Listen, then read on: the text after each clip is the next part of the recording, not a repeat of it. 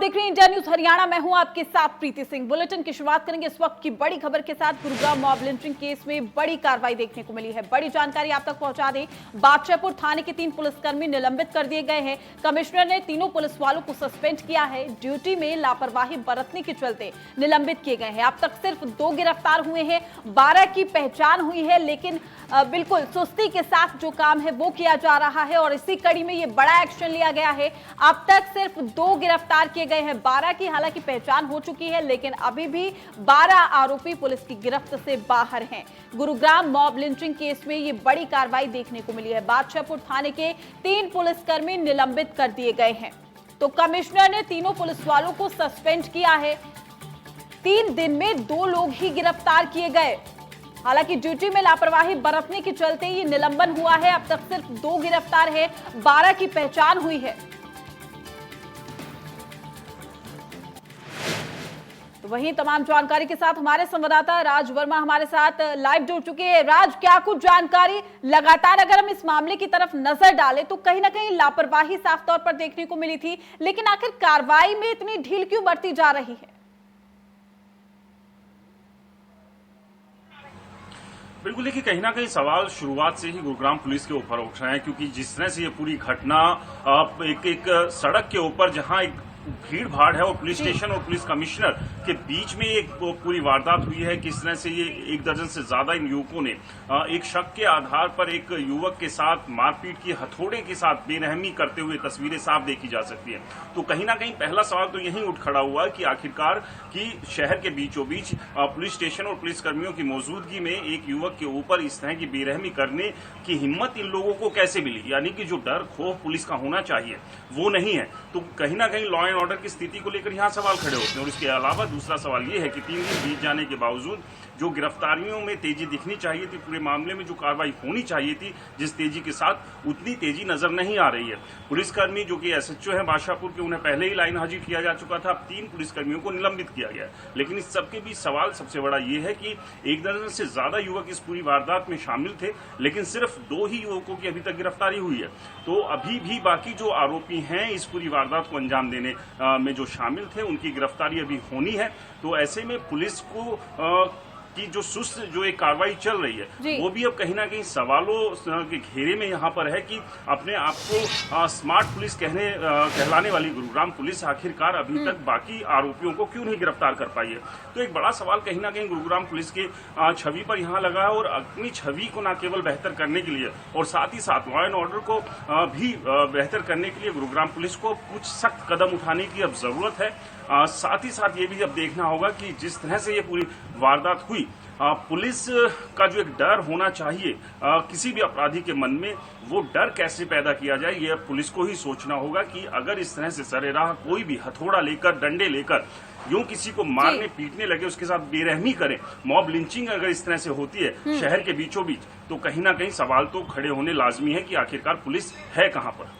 बिल्कुल राज, और सबसे बड़ी बात यह है कि अगर हम इस पूरे मामले को देखते हैं, हमने वीडियो में देखा किस तरीके से पुलिसकर्मी वहां पर मौजूद है। इस दौरान इस पूरी घटना को अंजाम दिया जाता है। 12 लोगों की पहचान हो गई है, लेकिन बावजूद उसके वो पुलिस की गिरफ्त से बाहर है। लेकिन क्या मात्र सस्पेंड कर देने से ही मॉब लिंचिंग जैसी जो घटना गुरुग्राम में सामने आई है, क्या ऐसी घटनाएं कम होगी? क्या ऐसी घटनाएं समाप्त हो पाएगी? तो न्याय को लेकर भी यहाँ पर एक बड़ा सवाल ये खड़ा होता है कि आखिर कमी कहाँ है? देखिए, बिल्कुल कहीं ना कहीं किसी स्तर पर कमी तो है यहाँ, क्योंकि अगर पुलिस भी मौजूद थी और वहां पर इस पूरी वारदात को अंजाम देकर वो आराम से निकल जाने में कामयाब रहे, तो सवाल यहाँ पुलिस के ऊपर खड़ा हो ही रहा है कि इस तरह से अगर मॉब लिंचिंग होती है और क्या भविष्य में गुरुग्राम पुलिस इस तरह की वारदात ना हो, इसको लेकर क्या कुछ करेगी? क्या आश्वासन या आश्वस्त करेगी लोगों को कि नहीं वो सुरक्षित हैं, उनके साथ सरेराह इस तरह की घटना नहीं होगी? यानी कि आप समझिए यहाँ से कि अगर सरेराह भीड़ भाड़ वाले इलाके में जहां पुलिस भी मौजूद है, वहां इस तरह की अगर वारदात हो रही है, तो आप सुनसान जगह या जहां कोई नहीं है वहां तो अपराधी कोई भी वारदात को अंजाम दे के बड़े आराम से निकल जाएगा। यानी कि आप छोड़िए कि सुनसान जगह आप असुरक्षित, आप तो शहर के बीच पुलिस की मौजूदगी में भी असुरक्षित है। तो कहीं ना कहीं पुलिस को अब सोचना होगा यहाँ पर कि आप एक इतना लंबा चौड़ा जो है आपके पास पुलिस बल है, यहाँ पर एक लंबी चौड़ी आईपीएस और एससीएस अधिकारियों की आपके पास जो है फौज है, तो उसके बावजूद एचपीएस अधिकारी की फौज है, तो उसके बावजूद भी जो है अगर इस तरह की वारदात हो रही है, अपराधियों पे आप लगाम नहीं कस पा रहे हैं, तो आपको अब सोचना होगा कि किस तरह से आप शहर के लोगों को ये आश्वस्त करा पाएंगे कि नहीं वो सुरक्षित है, और किस तरह से आपको अपनी रणनीति और काम करने के तरीके में बदलाव करने की जरूरत है। इस पूरे मामले ने कहीं ना कहीं उन खामियों का खुलासा किया है। जी राज, आपसे जानने की कोशिश करेंगे, 3 पुलिसकर्मियों को निलंबित कर दिया गया है, क्या वीडियो में जो पुलिसकर्मी दिखाई दे रहे हैं इसमें ये भी शामिल हैं?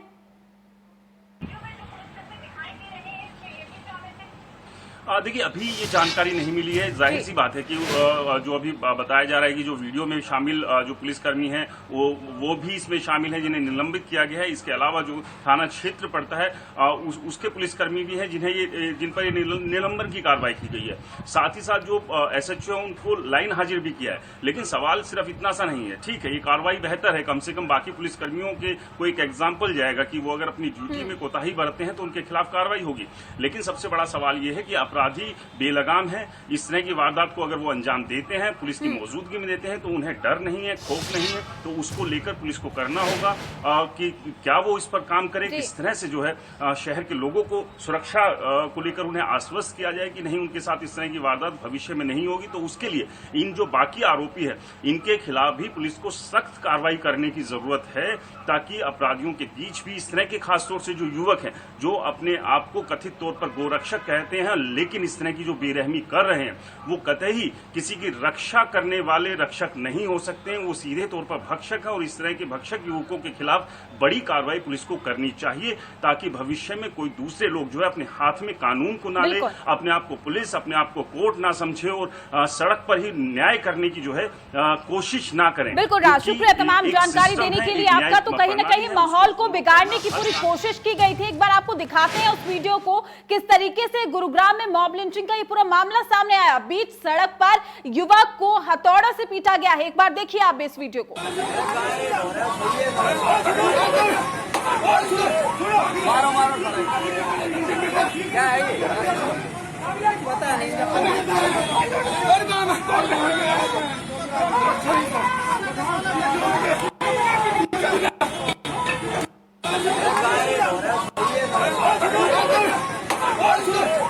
मारो मारो क्या है ये? पता नहीं।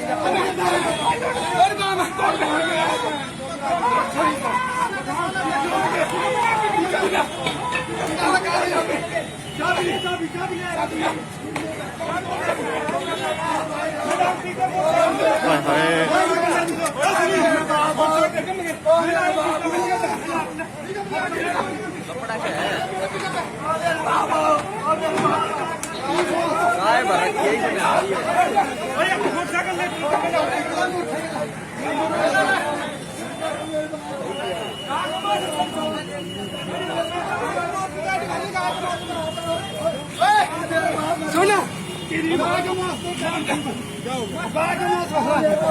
कितने मार रहा है जब मार रहा है सोने का लगे सोने पर पीटी करते करते कौन सा पीटी है जो बोल को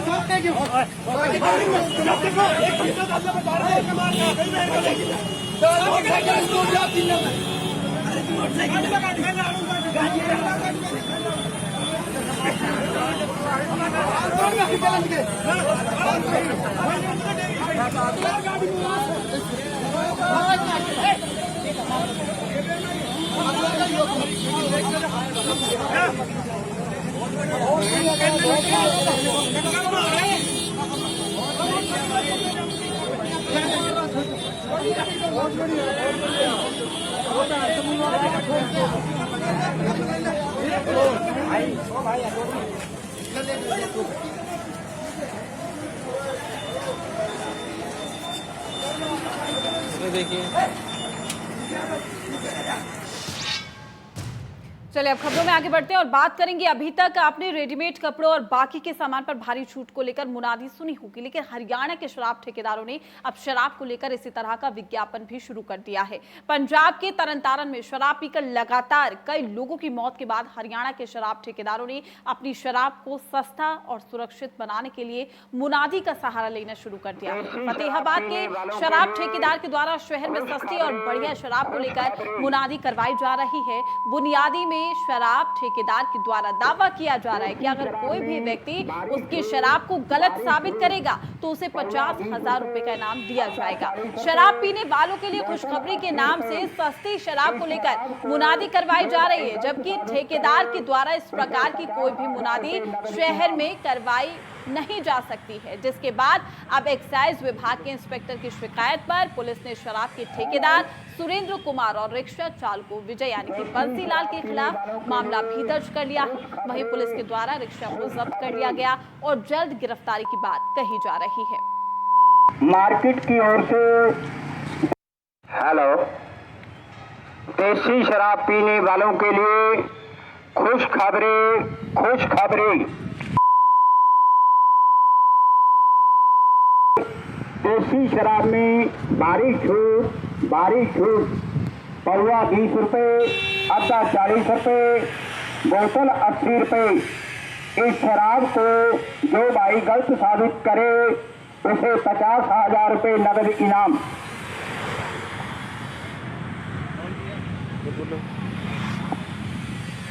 हेलो, देसी शराब पीने वालों के लिए खुशखबरी।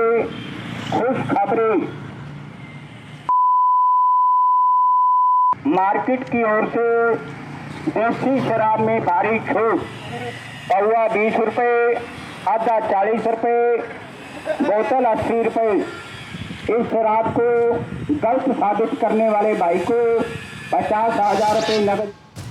चलिए खबरों में आगे बढ़ते हैं, बात करेंगे गुरुग्राम की अवैध रजिस्ट्री मामले में एफआईआर दर्ज कर ली गई है। आपको बता दें कि एक तहसीलदार 5 नायब तहसीलदार पर केस दर्ज किया है। लॉकडाउन के दौरान अवैध रजिस्ट्री की गई थी। 31 जुलाई को सभी को निलंबित भी किया गया था। गुरुग्राम के अलग अलग थानों में ये एफआईआर दर्ज करा दी गई है। तो लॉकडाउन के दौरान अवैध रजिस्ट्री की गई थी, जिसके बाद ये पूरा मामला संज्ञान में आता है। 31 जुलाई को सभी को निलंबित भी किया गया था। अब गुरुग्राम के अलग अलग थानों में एफआईआर भी दर्ज की गई है। बड़ी खबर हम आपको बता रहे हैं। वहीं मुख्यमंत्री के निजी सचिव के नाम पर ठगी की कोशिश की गई है। आपको बता दें कि फेसबुक पर फेस आईडी बनाकर मांगे गए हैं पैसे। निजी सचिव अभिमन्यु सिंह ने केस दर्ज कराने को कहा है। साइबर ठग ने निजी सचिव के नाम पर यह ठगी करने की कोशिश की। तो बड़ी खबर हम आपको बता दें, जहां पर निजी सचिव अभिमन्यु सिंह ने केस दर्ज कराने को कहा है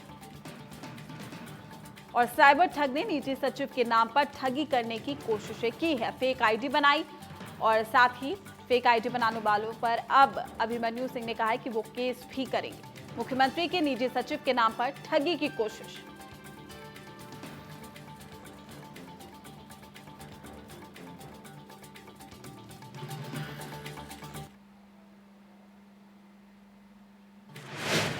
फिलहाल रुकते एक छोटे से ब्रेक के लिए, लेकिन ब्रेक के बाद आपको दिखाएंगे कि रक्षाबंधन के खास मौके पर आखिर बहन ने अपने भाई के मुंह पर मास्क क्यों बांधा।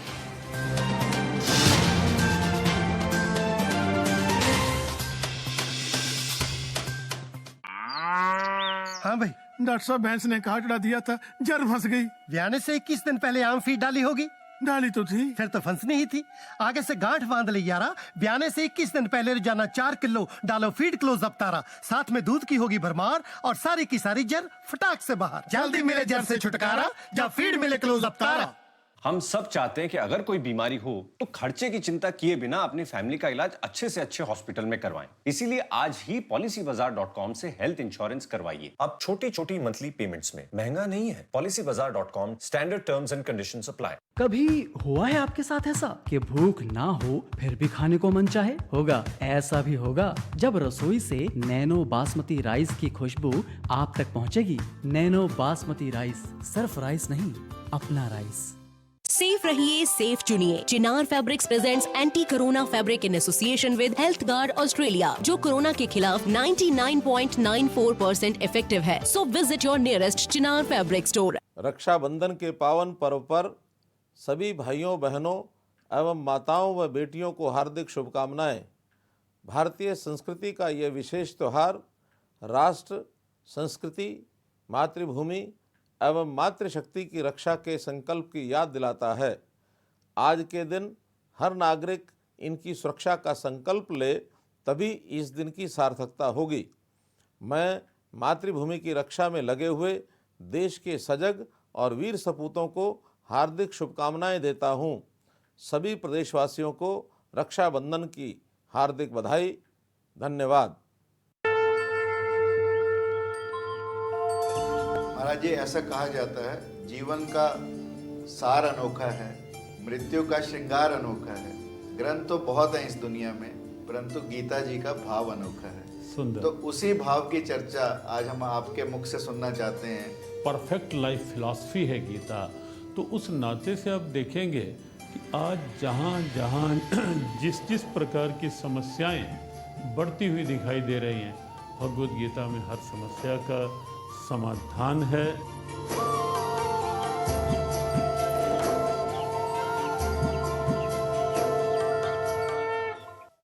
सच्ची सहेली, सच्ची सहेली, सच्ची सहेली। कितनी बार बता चुकी हूँ कि सिर्फ सच्ची सहेली ही है महिलाओं की नंबर 1 औषधि एवं टॉनिक। आज ही नजदीकी मेडिकल स्टोर से सच्ची सहेली आयुर्वेदिक सिरप अपने घर ले आएं।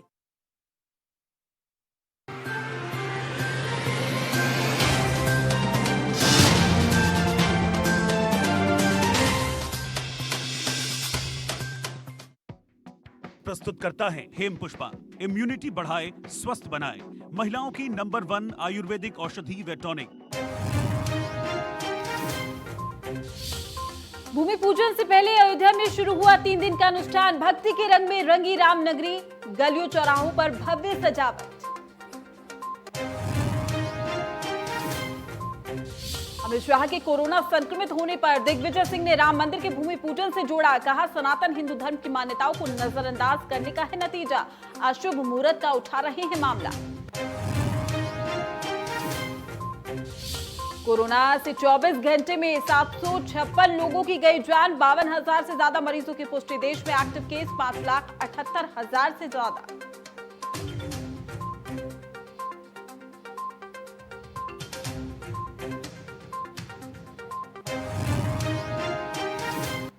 ब्रेक के बाद स्वागत है आपका और बात खबरों की करेंगे, लेकिन बात करेंगे पूरे देश में परंपरागत तरीके से रक्षाबंधन का त्योहार मनाया जा रहा है। बाजारों में भीड़ भाड़ है, लेकिन कुछ लोग ऐसे भी हैं जो कोरोना संक्रमण के खतरों को भांपते हुए तमाम एहतियात बरत कर त्योहार मना रहे हैं। ऐसी बानगी भिवानी के सेक्टर 13 स्थित सुनील सुहाग के आवास पर भी देखने को मिली है, जहां सुनील सुहाग की पत्नी डॉक्टर पोमिला सुहाग ने अपने भाई और भाभी को रक्षा सूत्र के तौर पर फेस मास्क बांधा है और साथ ही आयुर्वेद का काढ़ा भी पिलाकर अनूठे अंदाज में त्योहार मनाया। बहन ने मास्क बांधा तो भाई ने भी सैनिटाइजर को शगुन के तौर पर दिया।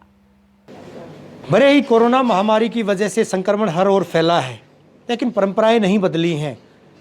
भले ही समाज 21वीं सदी की ओर जा रहा हो, लेकिन जिस तरह की परंपराएं हैं, जिस तरह से भाई बहन के प्यार का प्रतीक त्योहार रक्षाबंधन पूरे देश में मनाया जा रहा है, ठीक उसी कड़ी में इस बार कोरोना संक्रमण हालांकि कहीं न कहीं हावी दिखाई देता है। इसके बावजूद लोग त्योहार मना रहे हैं। बाजारों में भीड़ भाड़ का आलम देखा जा रहा है, लेकिन भिवानी में अनूठे तरीके से रक्षाबंधन का पर्व मनाया जा रहा है।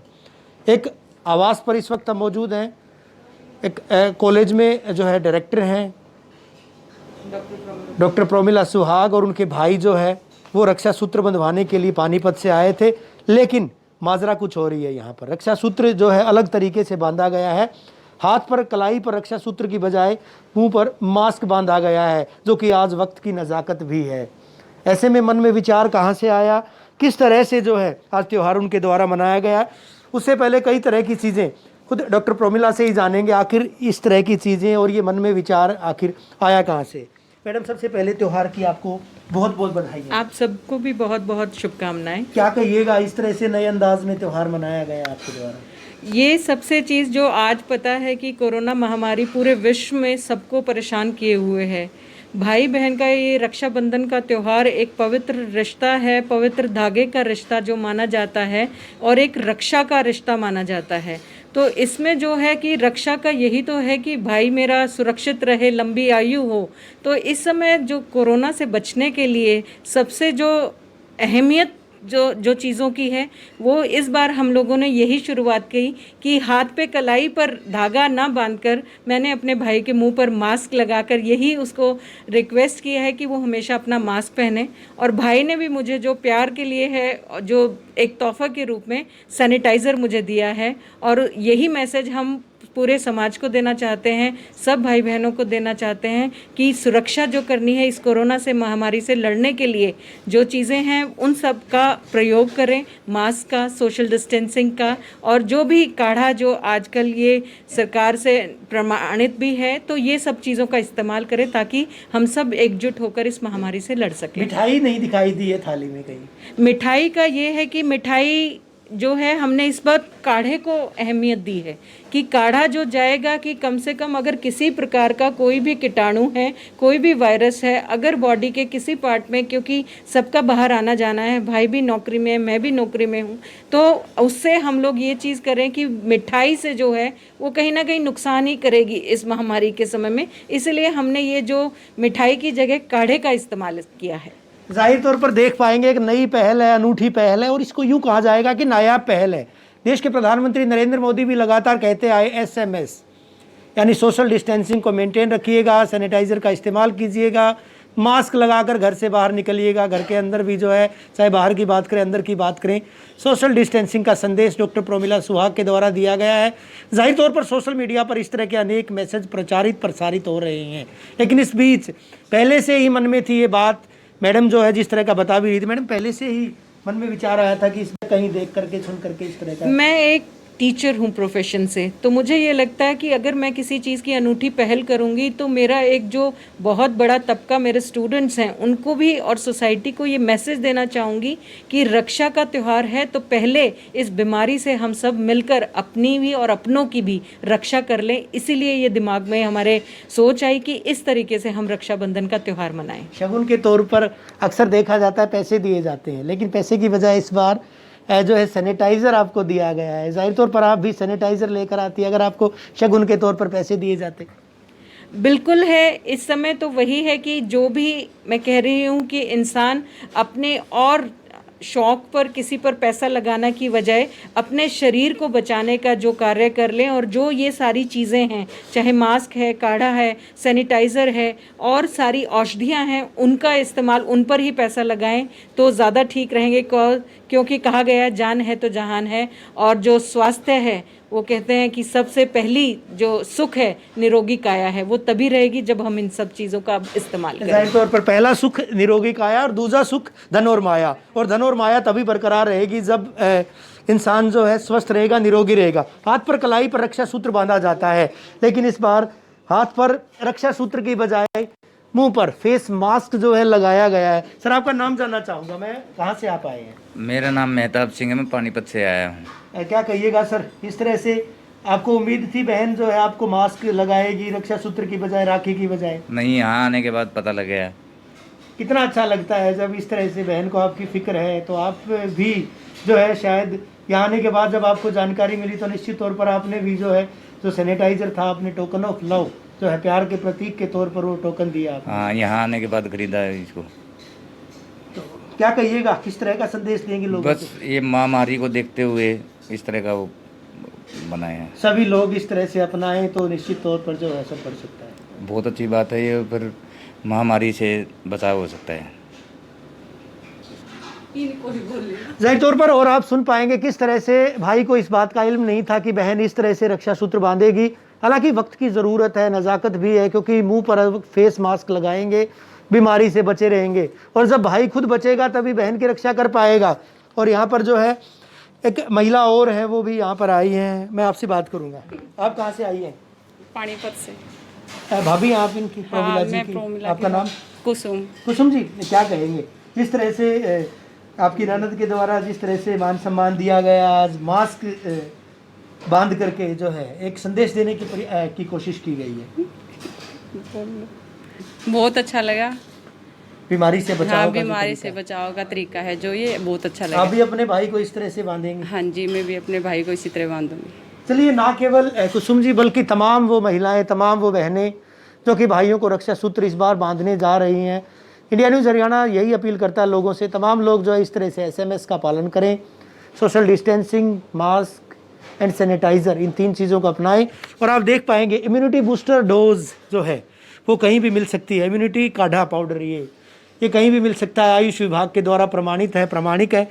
और साथ ही साथ एक सैनिटाइज़र जो यहाँ पर भेंट किया गया है, उसके पीछे भी वजह यही है कि हाथों को अच्छे से सैनिटाइज़ किया जाए।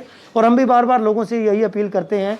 तो माना जा सकता है त्यौहार अपने आप में कई मायने लिए हुए हैं और त्योहारों की प्रासंगिकता इसी बात में बरकरार रहती है कि लोग स्वस्थ रहें, और लोग तभी स्वस्थ रह पाएंगे जब तमाम गाइडलाइंस को फॉलो कर पाएंगे। वीडियो जर्नलिस्ट सुमित अवस्थी के साथ रवि जांगड़ा, इंडिया न्यूज़ हरियाणा। रक्षाबंधन के पर्व पर इंडिया न्यूज के एंकर सोनल दहिया की एक खास पेशकश को आपको दिखाते हैं।